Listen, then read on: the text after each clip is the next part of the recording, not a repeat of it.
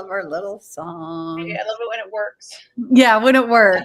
Yeah, but before you guys actually saw the song playing, we were like, is it playing? Are we live? Like what? And then the song started playing and we're like, oh no, we're not. So welcome everybody to the Isn't It Romantic Book Club. I'm Abbie Roads, and we're going to be talking today about Diana's Thank You for Breaking My Heart. Oh, gosh, wasn't this the best book? So great. I know, it was like literally those little emails, that email at the beginning, hooked, like just completely hooked. It was so good. So like everybody's got to read it. So we're gonna be chatting about that. We're beaming live into a whole bunch of places today that I don't even remember, like my Facebook, Sharon's Facebook, Jenny's Facebook, Diana's Facebook, Isn't a Romantic Book Club, YouTube, Instagram, all sorts of places. So welcome everybody who's watching. I'm Abbie Roads. If you do not know me, I write dark romantic thrillers. I tell people think like an episode of Criminal Minds meets a love story with a little bit of tweist. So I have a little stack of books here. There's Dangerous Dreams and Broken Dreams and Shattered Dreams, not shattering, Defying Evil, Capturing Fate. And for those of you who like your books hard, I've got hard copies of Defying Evil and Capturing Fate, which I just got to tell you, they're just so pretty. Like maybe I only did hardcovers for my own self because they are just so beautiful. Like I just love them with my whole entire heart. So that's me and Jenny. Hi, everybody. I am Jennie Marts, author of Western Romance and Cozy Mysteries. I write small town stories with humor and heart and occasionally a dead body. So that always makes it fun. So I write cozy mysteries. I have book club cozy mysteries. I have beekeeping cozy mysteries, which, by the way, this Killer Bee Kill is the ebook is $2.99 for the rest of the month. So it's on sale for the rest of the month as a Kindle monthly deal. That's so such a good book. It's like a Great British Bake Off with a murder and bees. So be sure to check that out. I also write hockey players and cowboys and hockey playing cowboys. And my latest series is the Lassiter Ranch Cowboy Brothers. So big variety. I have 39 books if you're looking. Plenty to choose from. So, Sharon. My name is Sharon Wray, and I write a romantic suspense and contemporary romance. I am the author of the Deadly Force series. Think Dan Brown and Sexy Green Berets, and a bunch of books in this series. And I'm working on the next one. It's called The Promise at Midnight. Working hard on that one. Can't wait. That one. And I also write a novella series called Kingsmill Courtships, and one of them is in the Save the Date anthology, which is still available. It's like a weapon. This anthology will be available until I believe October 18th. Anyway, we're not here to talk about me. We're here to talk about Diana Muñoz Stewart, one of the founding authors here at Isn't It Romantic. Diana is a best-selling romance author and writer of the Spy Makers Guild series. Her award-winning work has earned praise from the New York Times, Entertainment Weekly, Publishers Weekly, Washington Independent Review of Books, and Kirkus Reviews. Diana lives in an often chaotic and always welcoming home that, depending on the day, can hold a husband, kids, extended family, friends, and a canine or two. And when she's not writing, she can be found kayaking, attempting yoga, or hiking with the man who's had her heart since they were teenagers. So today we're talking about Diana and Thank You for Breaking My Heart, her newest contemporary. Which Hi, everyone. What? Open up. Hi. Do you have a paperback of it? I can't find it. My book? Yeah. I have one. Yeah, I was going to say, I have one. It's beautiful. That cover is gorgeous. I have another cover too, but it's not here. Sorry. And I can't leave the live stream to go find it. Covers in my closet. I love both of them. I loved both covers. Yeah. Remember when I was trying to figure out which one and I just couldn't do it. So now I have both. Is one for the hardback? Yeah. One is for hardback and one is for the paperback. Yeah. Oh, exactly. Okay. Nice. So hi, Chelsea. Chelsea's here. That's wonderful. So, Diana, why don't you just go ahead and tell us about the book? Just a little synopsis. Okay. We were I'm talking laughing. Yeah. behind the scenes about how this is such a hard question. This is for the all of worst us. question. Like, so the book is about a girl who gets jilted at the aisle, and she's known this guy her whole life, and it's just like a really big shock to her to have this happen. Not only does he jilt her at the aisle, he sleeps with her um, maid of honor at the wedding, basically. I know, it's horrifying. So she goes to this heartbreak workshop to kind of heal her heart and get over this. And it's on this private island. And what she doesn't know is that the private island is owned by this guy who's allowing the workshop to take place there because he's the opposite of her. Like she's always had the love of this guy. She met this guy in second grade, but he's never known love. And so at first she kind of thinks of him as like a tin man. He's so unemotional, but it turns out that that's not who he is. And you know, she slowly learns to heal and find love again on this island. I love how they meet. Oh my God, isn't that funny? Oh, that Did that scene. come to you pretty quickly? Like, was like Yes. was that a scene? Yes.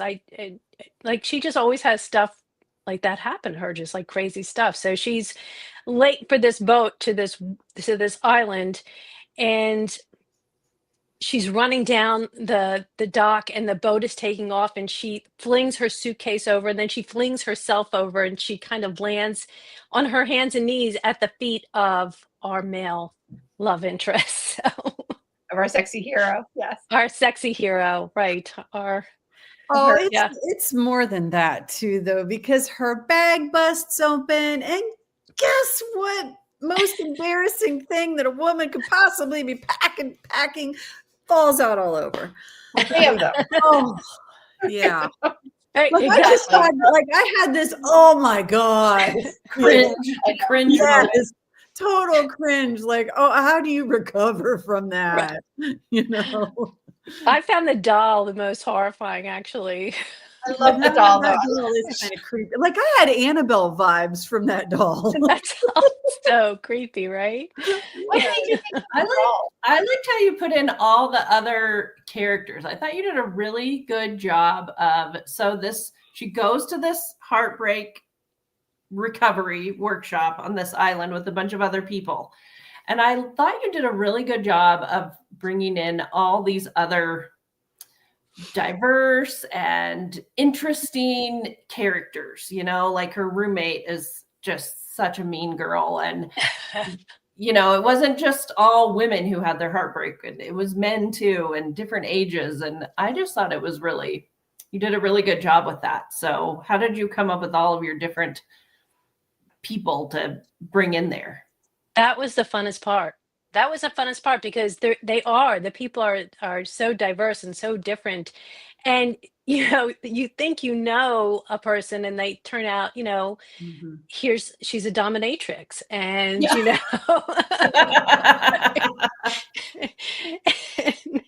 So like, people have these interesting backgrounds and yet they're still people and they still fall in love and they still have their, heartbreak to get over, and everybody slowly gets to know each other and slowly, you find out more about people. And, my daughter read it and she said to me, at first I was like, who are all these people? And she said, and then I just knew who they were. I just, so yeah, that was fun. You know what's so like the way you start the book is with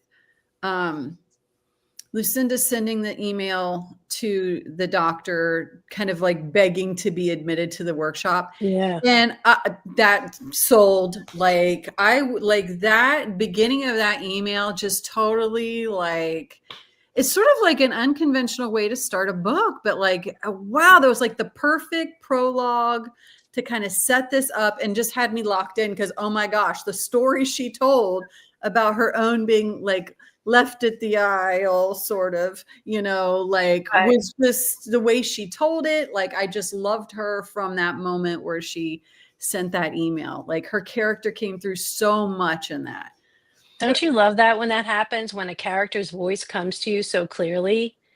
Like it did. That was the one thing that came like so clearly to me was her voice. He was harder. He was a little harder, and it took me a little while to really kind of latch on to him. Ah, he And was yeah, so hot.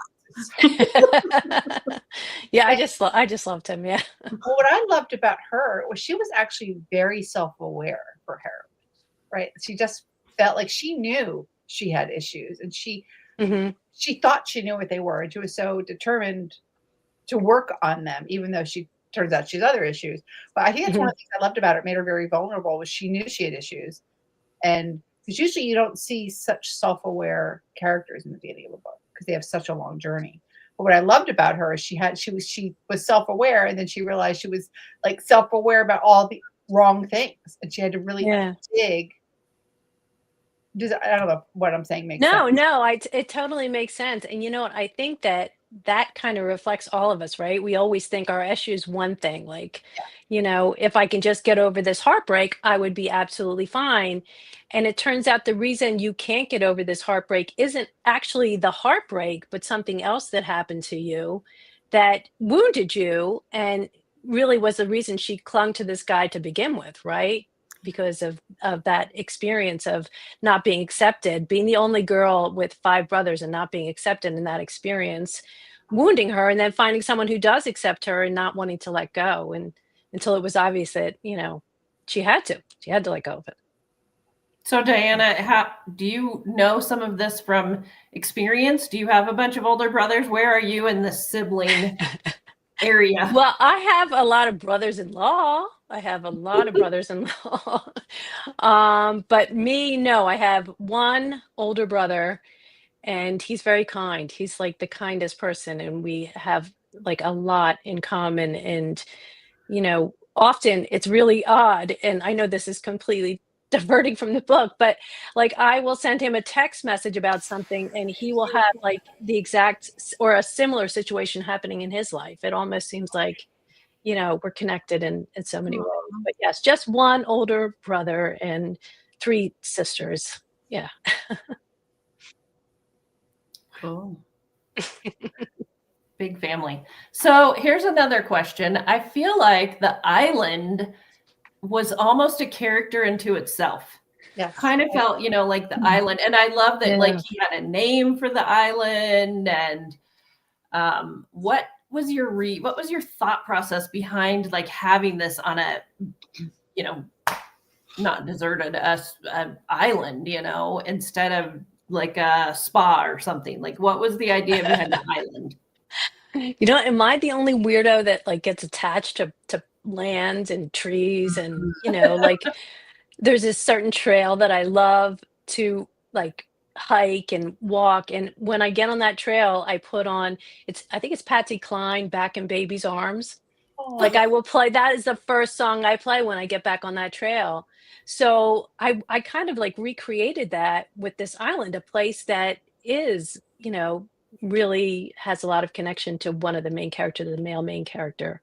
So, and yeah, I don't know. It kind of just came through me. And there was some parts where I was like, this is really weird. I think people are going to think this character's a little strange. you know what I But loved about her was that when she was so clumsy, because I can really relate to that, except when she had her camera. oh, yeah. And I also love that she was a rule breaker. Like she knows all the rules, and like from the first moment she's late for the boat, she looks for her phone, she gets everyone in trouble. I mean, like, Well, and Right. there's like this was a Survivor style, like who we gonna vote off like Yeah. moment in the there's book. two of them. I feel like I think there's. Oh no, there's one. But in the end, don't they have to? I don't want to give away too much. Well, I thought the island really contributed or played into the whole isolation. Yes. Where Zeke just felt so isolated and almost like an island unto himself. So I don't know how much you planned all of that, but that really came across to me as how isolated he felt. And, Yeah. Yeah. with the island, I think just brought that even more to fruition. No, totally, totally. And that was something that, like, as I got to the end of the book, I was like really like aware of that, so I didn't, consciously make the connection. But towards the end of the book, it did, really strike me that that's who he was. And he grew up on this island. He was totally isolated. He had this father that was kind of a lunatic, really, and a very rich man with an island who kind of controls his family. So I mean, it's not completely unbelievable. And the son just grows up there only knowing certain things, and then when he gets out into the world, he finds that it's different than what he grew up with, and he has a hard time kind of adjusting and learning to trust people and all that kind of stuff. So who do you think of like playing Zeke if this was a movie? Oh Like, God, I'm so bad at popular culture. I'm so bad. You Okay. tell me. I don't know, because I don't know anybody. Like, I don't do you know. guys watch The Gilded Age? Like, I don't even know the main character, Oh, yeah. George, whatever his name is. He's adorable. But so I will only know the character. I won't know the actor. So yeah, I know. But I don't watch a lot of TV. Mhm. I more read than I watch TV. So I don't know who would play him. I mean, Gosh, because you did such a good, it's like I have this vision in my mind of him, and he just, Who do you imagine, Abbie? I don't have a person though. Like, that's why I asked, because I don't have like some person I would go to for him, but I just have this chiseled jaw and his hair and his body and his little shorts and Oh, when he was swimming, I loved his little shorts. it when he was swimming without his little shorts. Oh yeah. I forgot that. Yes. Swimming without his little shorts. Like in the waterfall. And there's just Diana, this book, I just really adored everything about Yeah, this I did book. too. I love too Oh, that thank you. she initiated the Mhm. intimate moments. Like they both wanted to, but I love her forthrightness, and she has no filter. And she just said, let's do I that. love people with no filter. They're so much more fun. And I have a lot of characters. Jenny's laughing because she got no filter. And I love that. I love that. But, a lot of my characters will be so reserved, and so it was fun to just be like, and I am more reserved. So I would come from a place of reserve and I'd be like, no, she actually would say it. She wouldn't hold back. She wouldn't think that. She would literally say it. So that was kind of a fun thing to do as I went throughout the book. No, she's not thinking that. She's saying that out loud. So When I that loved was his fun. reaction to her proposition, right? Like he was so stressed about the whole thing. I've done that before too, as I'm writing something and I'll have my character think something. And then, I'll get another paragraph in and I'll be like, no, I need to go back and have this said out loud. Like, this doesn't need to be inner monologue. This needs to be said out loud. Because it's usually much more interesting that way, isn't Yeah. it? Like, Yeah, It definitely. disarms the character, right? Like the other character doesn't know how to respond. mhm. And I'm the queen of saying something and then just wishing, oh, give me that back. Don't let me. Why did I say that out loud? I thought it was, super cute how you ended up with them having to do all the dishes every night. Is there punishment for? I won't give it Oh away. yeah. They have to do all the dishes every night, but it was just every night. You knew they were going to be together, washing dishes and working out their problems. I know. And then That was helpful when you're trying to get your characters together and when you're on a heartbreak workshop for some other guy, it was helpful to have them it's be so punished together. Yeah. so romantic too. The first night they were doing dishes and she's allergic to the dish soap. Oh Oh yes. yeah. It's like, oh my God. Like I said, I am not joking when I say I loved literally everything about this book. Oh, Like, thank you. I loved and Sweet. it's so typical of all of us that there's some kind of suspense or mystery in it. Except yes. And that was so good. I did not see where that was going until it was there. Yeah. did So you know we're super excited that so many of you have shown up. We're seeing your comments. We love your comments. Make sure if you guys have questions for George Horton. I don't know. Lord who that Horton. is. I don't know who that is, Oh, but is that George? is that George from the Gilded Age? I don't know. Might be. Oh. I'll look him up. Okay. So, and you guys can ask questions not just about the book. You can ask questions about Diana's writing style or her writing life, or This is Ward sure, you Horton. can ask her anything about his life. Oh. Oh Oh. yeah. He would be That good would as work. yeah, See this? nice. I could We see got this. you. See Yeah. that. I see that. Right. That's perfect. Yeah, he's So, Diana, perfect. is there going to be another book in this series, or was this just a standalone? Uh so yeah. I'm She says, holding See? it in. See? You're right. I you know what? This is a standalone. So I just had the one book and I know there's a little bit of kind of a leading towards Abbie. Wanda and Fry need a book.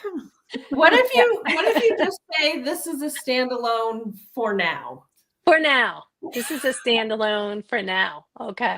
All right. Behind the Um scenes, I asked Diana this, and she said, "Oh, it's a standalone." And I yelled, "What?" And then Jenny I think says, that's "Did you something say else. slut?" You know, Yeah. I'm like, no, I said what? You know? I thought she said, I heard you slut. Yeah, you. I literally said what? Yeah, I think Abbie said you what, and I thought she said you slut, and I That's was what I like, thought. a little aggressive, but she really wants the next book. That's so funny because I would never have expected that from Abbie ever. I didn't. I swear, I said what? She writes dark, but she rarely goes dark. So, all right. So Heidi wants to know, where do your characters come from? A dream? Um, you know what? I don't know. They just kind of come to me, and I think it is like you meet people along the way, and you kind of piece little things together, and the characters evolve in your mind, and that's what I think. I don't know anybody else. Do you guys like playing your characters? Do you do like so I don't do like little things to tell me who the character is and answer all these questions about the character. Sometimes I'm, a few chapters in is like, wait a minute, how old is this character? Yeah, I do that too. Like, yeah, right. I just wait for them to tell me what's going on. Same Right. here. I did write a book one time called Romancing the Ranger. It's a book about a city girl who falls in love with a park ranger. And the editor had said, I want a character that is like a cross between Reese Witherspoon and Kate Hudson. And so she said that kind of to the group. So I quickly wrote up this proposal, and my character's name was Reese Hudson. And I made her a cross between Reese Witherspoon. A literal. And I made her look man. that way. I made her act like that. Exactly like that. That is perfect. Oh my God, so funny. So Carla says, have any of your family members think any of the characters are them? I have never had anyone do that, but this character is named Lucinda, and my mom's name is Lucy. And my sister will sometimes call her Lulu, and she's also called Lulu's at points in the Aw. book. So yes. So, but no, I haven't ever had anyone accuse me of that. And how about you guys? Have you had anybody do that? Like, I've never had anybody. Oh, I have for sure. I write a mom that is bad, or like, this terrible mom, and my mom will call me, did you mean that about me? Were you saying that about me? No, Mom, it's just a made up character. Fiction. I know my mom read one of my books, and then she was like, Abbie, I didn't know you had synesthesia. And I'm like, what? Like, she's like, I never knew that you had synesthesia. And I'm like, what are you talking about? And she's like, well, I read your book. And I'm like, Mom, it's fiction. Like, that's so funny. I just made it up. I don't have it. Like, Well, my kids accuse me of the dragon tail syndrome. I don't have a lot of parents in my book. I tend to have a lot of siblings and friends in my books. I don't know why. I just don't want to deal with the parents. And when my kids were little, they would watch that show Dragon Tales. Then they'd go, and the kids would go off and have these adventures. Oh yeah. There were never any parents around, so we used to call them the Dragon Tail parents. They're friends who had no parents paying attention. So they accuse me now, like I write Dragon Tail books because I don't know where the parents are. Like, and that's kind of the opposite of Jenny, who's got like everybody in there, including the grandma and the dogs, and the town matriarch and all of them. Right, exactly. So what are you working on now, Diana? So I have a series called Bad Legacy series, and the first book is Broken Promises, and the second book is Fatal Promises, and the third book is Hard Promises, and I'm working on that.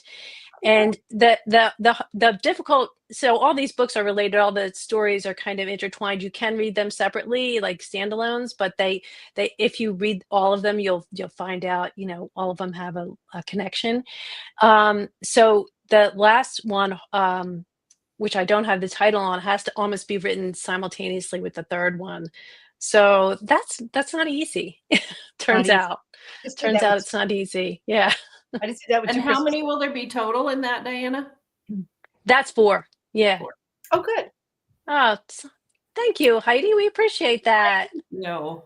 So she says, small world. My mom's name is Diana, my first name, and my maiden name is Muñoz. What a small world. I love that. Sister, high five. So when do you think the next book will be out, the Bad Legacy series? Do you have any idea? Are you just I think January. I'm thinking wow. January. Yeah. So, and then the next one will be shortly after, because I will have right? You're working on most of it done. Yeah, just the main points that So I already know who the bad guy is. I already know how it ends, the whole series. Oh, good. But I just have to make sure that the 2 books align. So it's Are you fun. going to do any more Pieces fall in. Are you doing any more Spy Maker still books, or is that series done? Oh, that's done. That's done. Yeah.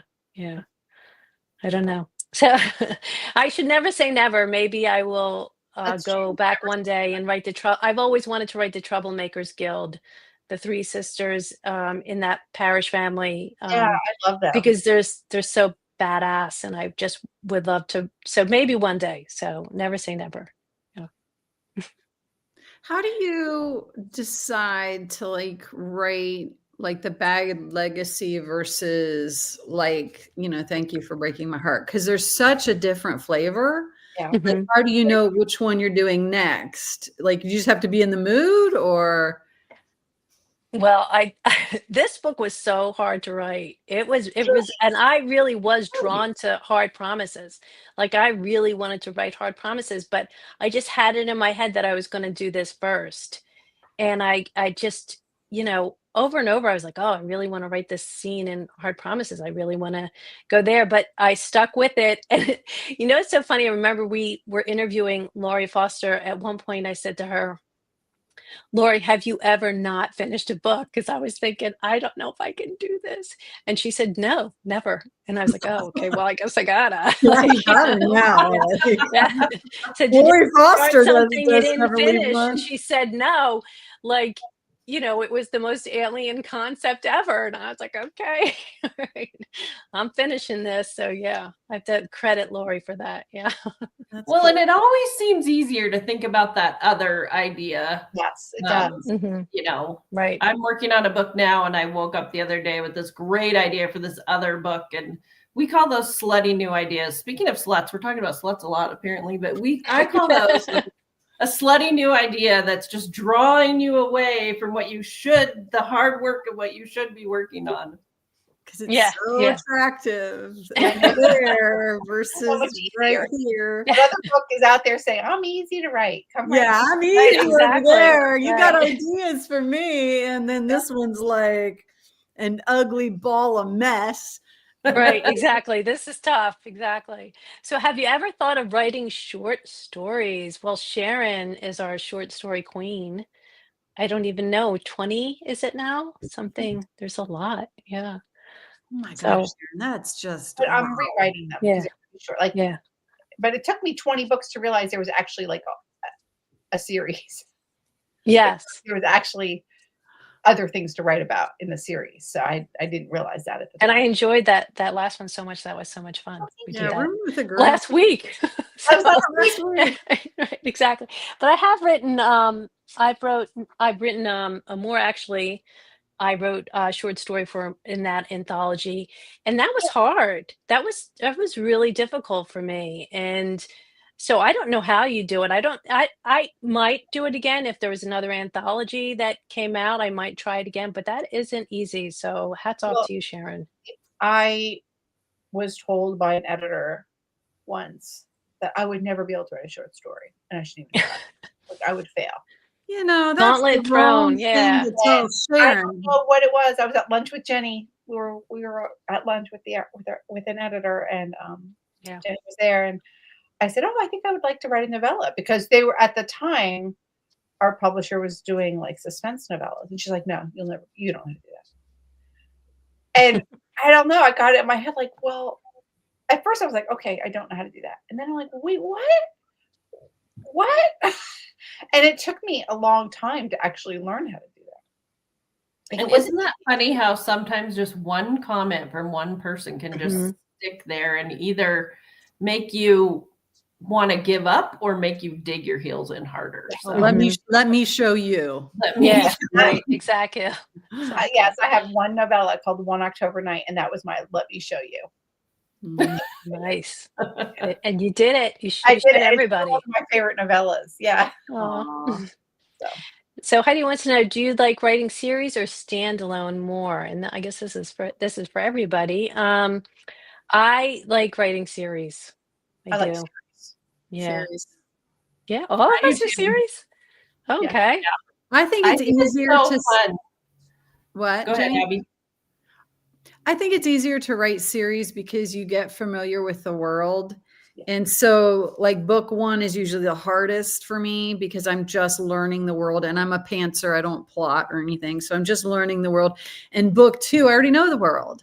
You know, I don't have to like start at the beginning. You know what I mean? So I already know everything. It's already set up. And so I just feel like series are easier that way.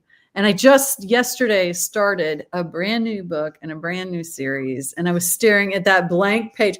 I literally was talking to my husband in the morning and I'm like, I just feel like I'm having a bad day. I feel anxious. I'm upset. And he's like, did something happen? And I'm like, no. I said, I think it's because I'm looking at this blank page and I'm thinking, how on earth did I ever write those other books? Oh, I do that all the time. Like, I look at books and I don't you ever wonder, do you ever look at a book that you've written and think, I don't actually remember writing the book? There are so many parts that I'm like, damn, I wrote that? Like, I got no memory of that, but I wrote it.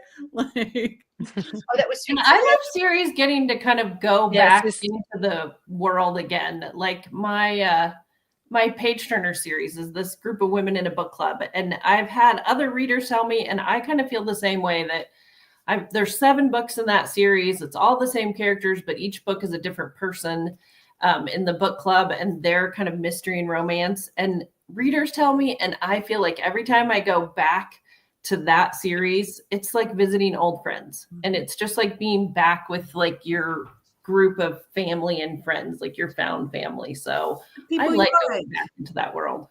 Well, Susanna mentioned, she said I pulled her into the anthology world. Susanna Eastman is a billionaire. She writes billionaires and she writes sci-fi, big alpha male on both ends, contemporary romance. And it took me a while to convince her to start putting them into like really integrated series. So you can have all the billionaires here with a shared world situation. And then same with her sci-fi. We're critique partners. And okay. And her books have really taken off and I really enjoy them. But I started convincing her to join the anthologies with me because I didn't want to be alone. Like I needed a friend. And she so pulled you in. Yeah. I pulled her in and it's worked out well because now she's got these 3 great series going. But you know, that's awesome. Sometimes it's safer to put a short story into an anthology, see how it goes, see if you like it, and then when you get it back, because it comes down, you can do whatever you want with it, right? Yeah. Write it into a novel. So I don't know. I think I'm a big fan of those kinds of things when you're not sure what to write next. Well, and you know, I have never written a novella or a short story. I've always just only whole novels. And I think the idea of writing a short story or a novella scares the crap out of me. Like, I don't know. I just don't know how like my brain. I think we should do it. I think we should do an Isn't It Romantic book club anthology. I think it would be so much fun. We'd have a ball with it. Yeah. I think it's a great What idea. what to think about it. We Yeah. should, because I need to. This is a skill I need to probably learn. You know. Yeah, This is a yeah. slutty new idea. This is a slutty new idea. Love it. There's a tool on Alicia Rasley's You gave it to me. I got a copy of it. yeah. So for any authors out there, I'll put it in the comments of Diana's live stream, and it's a outlining 30 minutes outlining a story. And I find it's too general for a large novel, but it's perfect for like a 20 to 40,000 word story. Mm-hmm. Oh, neat. Oh, neat. And it's just a series of questions, and it's all basically GMC kind of questions: goal, motivation, conflict. It's just enough though. I think it's perfect for Abbie because she doesn't like the plot. So it's not actual plot. It's more emotional. Yeah. I looked at it and I thought, okay, I might be able to like kind of do this if I try to like eyeball over here and then write over here and kind of like keep checking in, you know. And I found it's perfect for a novella. Mm-hmm. Nice. Perfect for a novella. Heidi's all in. She says we need to do it. Thanks, All right. Heidi. Okay. We got one sale. We got one person. Yeah. That's all we need. That's it. Perfect. Well, man, this gosh, is so this much has fun. been so fun, Diana. We just love talking to you about your book, and we love talking about some of your writing style. I liked hearing about your family. I'm always curious as to what other people's like their place in their sibling life is. I think that just tells so much.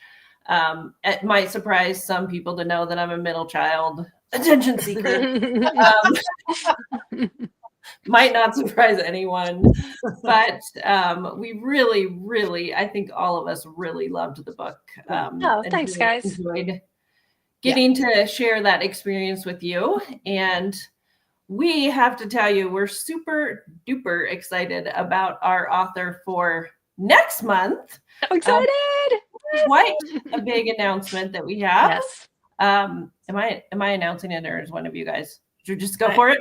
We have Jill Chalvis coming to the Isn't It Romantic Book Club next month.